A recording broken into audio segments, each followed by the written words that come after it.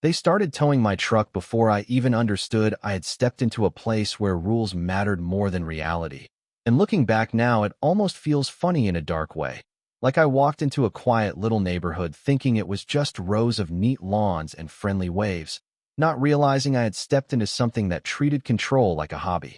My name is Caleb Turner, and I moved into a place called Maple Ridge Crossing about 5 years ago. Nothing fancy, just a small house at the edge of a clean suburban grid where every mailbox looked identical and every lawn looked like it had been measured with a ruler, the kind of place people call peaceful when what they really mean is predictable. I remember thinking that was exactly what I needed at the time, because my life before that had been nothing but job sites, long drives, early mornings, and a white work truck that had become almost like a second home to me, scratched up on the sides, a little worn, but dependable in a way most things in my life weren't. That truck wasn't just transportation, it was my livelihood. I ran small contract plumbing jobs across the county, nothing glamorous, just honest work, showing up when pipes burst and nobody else wanted to come out in the rain or the cold. So I parked it outside my house like anyone would, right along the curb in front of my place, not blocking anything, not breaking any posted rules, just existing in the only space available to me. The first time it happened, I honestly thought it had been stolen. I walked out one morning holding a coffee I never got to drink, and there was just empty asphalt where my truck should have been, no broken glass, no note, no warning, just a kind of silence that felt wrong. I stood there longer than I should have, trying to convince myself maybe I had parked it somewhere else, maybe I had forgotten, but deep down I already knew something didn't add up. When I called the police, the answer came back almost casually, like this was routine. It had been towed at the request of the HOA. I remember repeating that sentence in my head a few times, like I could make it sound more reasonable if I just thought about it differently. I paid $280 to get it back that day, money I didn't plan on spending, and when I asked why it had been taken, the answer was simple: commercial vehicle parked overnight, as if those 3 words explained everything. I went home that night annoyed but still assuming it was some kind of misunderstanding, so I checked the city ordinances myself, sat at my kitchen table scrolling through pages of local regulations that clearly stated commercial vehicles were allowed on public streets as long as they were properly registered and not obstructing traffic. That should have been the end of it, at least in my mind. But the problem with places like Maple Ridge Crossing is that logic doesn't always enter the conversation. I parked the truck again the next evening in the same spot, not out of defiance exactly, more like I wanted to see if reality would stay consistent, and for a few days it did. Then one morning I walked outside again, and it was gone again. Same empty space, same quiet street, same feeling that something was happening behind the scenes that nobody bothered to explain to me. This time I didn't waste energy guessing. I went straight to the tow yard, paid the fee again, and asked for documentation, something official, something that made sense. That was when I first heard the name Victor Harlan, the president of the HOA, a retired man who spoke about the neighborhood like it was his personal project, like every blade of grass answered to him in some indirect way. I started noticing how people reacted when his name came up, a kind of polite silence, like they had learned over time that agreeing was easier than arguing. I decided to attend the next HOA meeting because I still believed, maybe foolishly, that this was the kind of issue adults could sit down and solve with paperwork and reason. The meeting was held in a small community room near the entrance of the neighborhood, folding chairs, fluorescent lighting, a long table at the front where Victor sat like he had been placed there permanently. I brought everything with me: printed ordinances, highlighted sections, even photos of my truck parked legally on the street, thinking if I laid it all out clearly enough, nobody could really argue with it. When I spoke, I kept my tone calm, almost careful, explaining that my vehicle was fully legal, that the city allowed it, that I was simply parking in front of my own home like anyone else would. Victor listened without interrupting, which at first I thought was a good sign, until I noticed the slight smile he kept on his face, like I was missing something obvious. When I finished, he leaned back in his chair and said something I didn't forget: "This is a private community. Our rules override city law." There was a pause after that, not dramatic, just heavy, like the room itself didn't quite agree, but nobody wanted to be the first to say it. I asked him directly who owned the street, not trying to be difficult, just trying to understand the foundation of what he was claiming. That question shifted the energy in the room. I could feel it, like I had accidentally touched something nobody wanted touched. Victor said the HOA owned it, but when I asked for proof, documents, deeds, anything official, he waved it off and changed the subject like it wasn't important. I left that meeting with a strange feeling in my chest, not anger exactly, more like uncertainty mixed with the realization that I might be dealing with something more complicated than a simple misunderstanding. 2 weeks later, my truck was towed again. Same story, same process, same quiet efficiency, and this time it cost me more than money. It cost me a full day of work and a job site I couldn't reschedule, and sitting there later that night, I remember thinking something had shifted because it no longer felt like they were reacting to me. It felt like they were testing me. That was the moment I stopped thinking in terms of fairness and started thinking in terms of structure, ownership, authority, the things nobody really explains until you run straight into them. I started asking questions in places I hadn't thought to look before, not just about parking rules, but about the land itself, about who actually controlled the infrastructure underneath the streets I had been driving on every day without ever considering where it came from. The answers didn't come quickly, and when they didn't come in a straight line, more like fragments, hints buried in city offices, old documents, and conversations with people who weren't used to being asked those kinds of questions. And the more I looked, the more I started to realize that what I was dealing with wasn't just an HOA dispute. It was something built on assumptions that nobody had bothered to verify for a very long time. And if I was right, then everything I thought I knew about that street was about to change in a way none of them were prepared for. The more I dug into it, the more it started to feel like I had accidentally pulled on a thread that nobody in Maple Ridge Crossing ever expected to be touched, and I don't mean that in some dramatic way. I mean it in the very practical sense that every time I asked a simple question like, who actually owns the street, I got answers that didn't really connect to each other. Like different people were repeating parts of a story they had never fully read. After that last tow, I took a day off work, not because I wanted to, but because I literally couldn't afford another surprise disappearance, and I drove down to the city planning office in Ridge County, thinking this would be straightforward, just paperwork, maps, maybe a name on a deed somewhere that would settle everything. I still remember sitting in that bland government lobby, the kind with faded posters about community development and recycling programs, waiting for someone who looked like they had answered this question 1,000 times before. When the clerk finally pulled up the records, I expected a simple answer, but instead I got this pause, this slight hesitation like even the database didn't want to commit to certainty.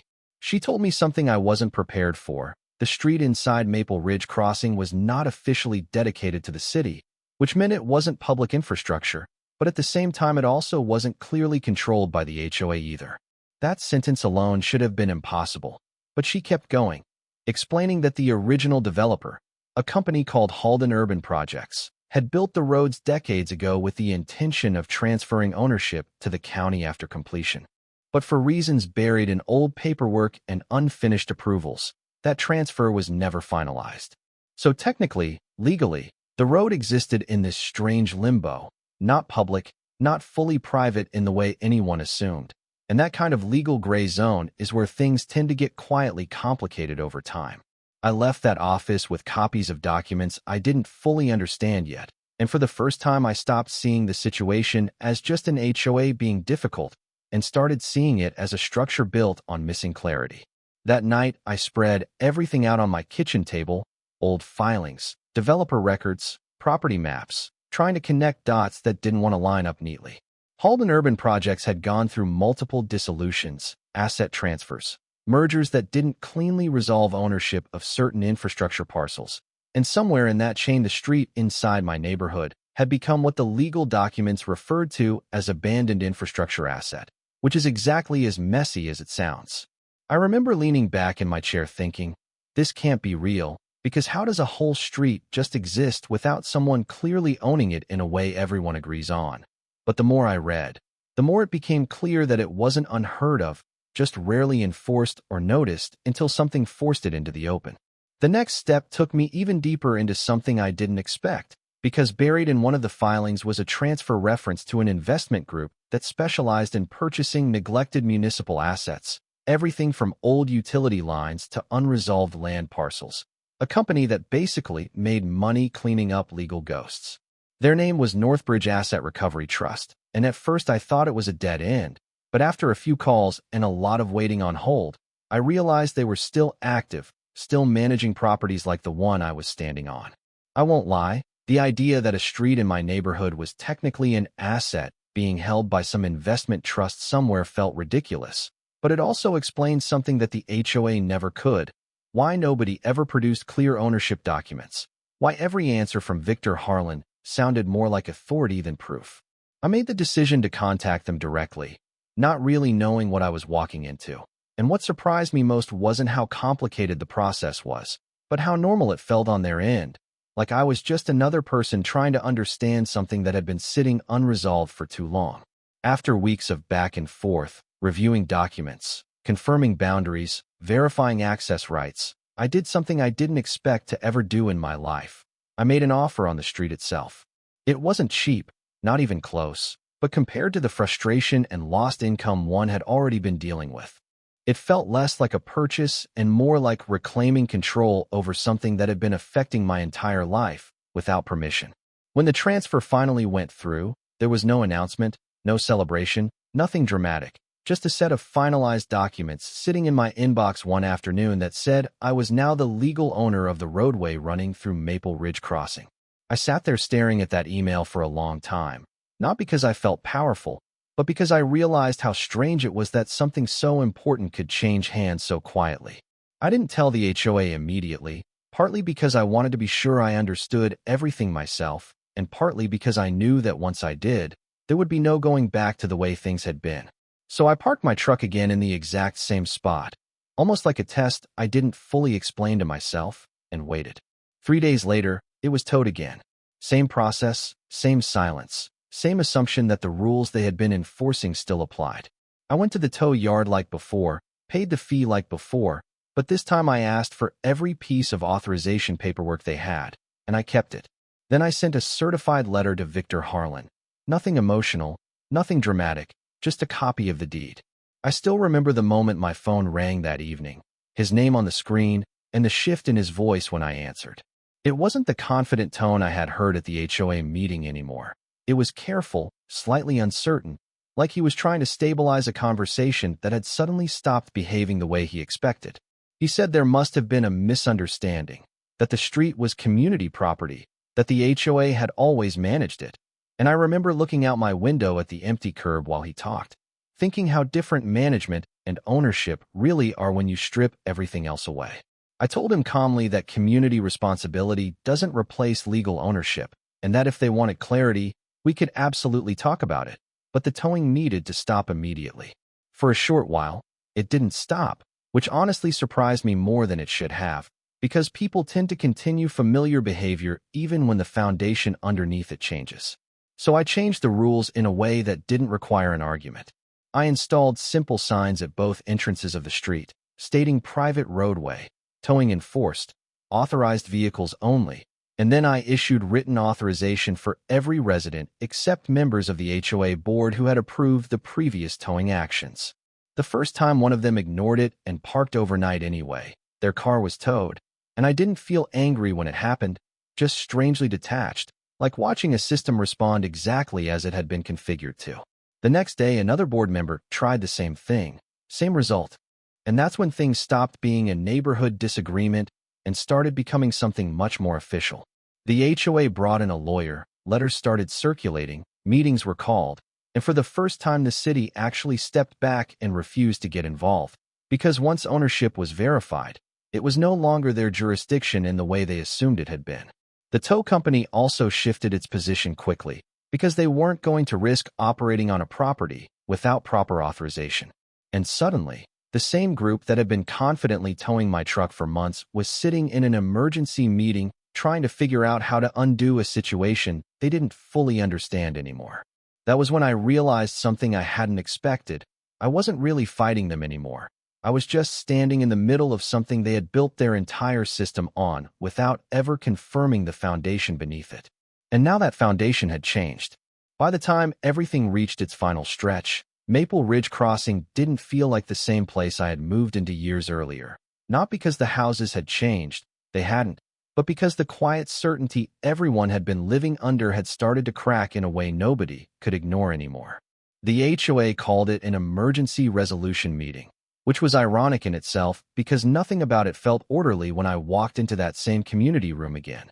The same fluorescent lights buzzing above folding chairs, except this time nobody looked comfortable, not even Victor Harlan. He wasn't sitting like he used to, relaxed, in control. Instead, he kept adjusting his papers, like the table itself had become unfamiliar territory. I remember standing there for a second before speaking, not out of hesitation, but because I could feel how much the atmosphere had shifted, like everyone in that room already knew the direction this conversation was going. They just didn't want to be the first to say it out loud. They asked me what I wanted, and I told them something simple, almost disappointingly simple for how much chaos it had caused.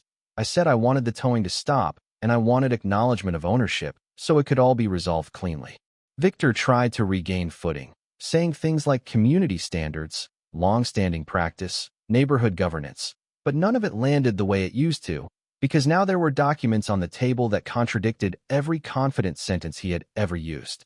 I remember one moment where he leaned forward and said, almost sharply, "You can't just buy a street."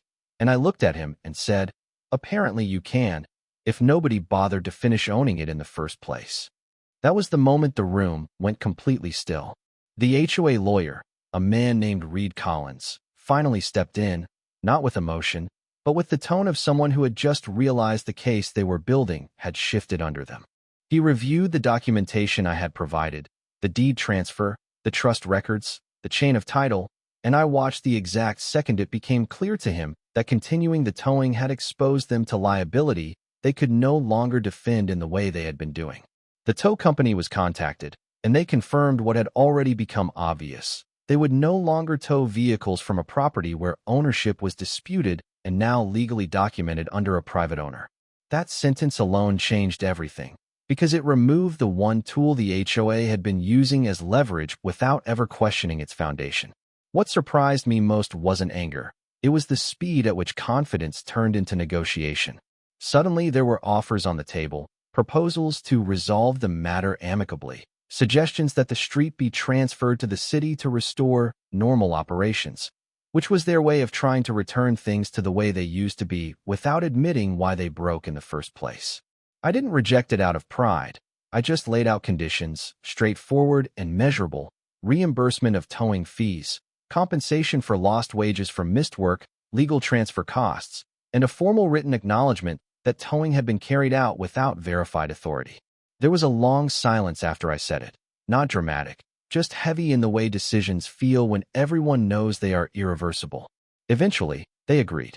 Not because they liked it, not because they believed it was fair, but because there was no alternative that didn't make things worse for them.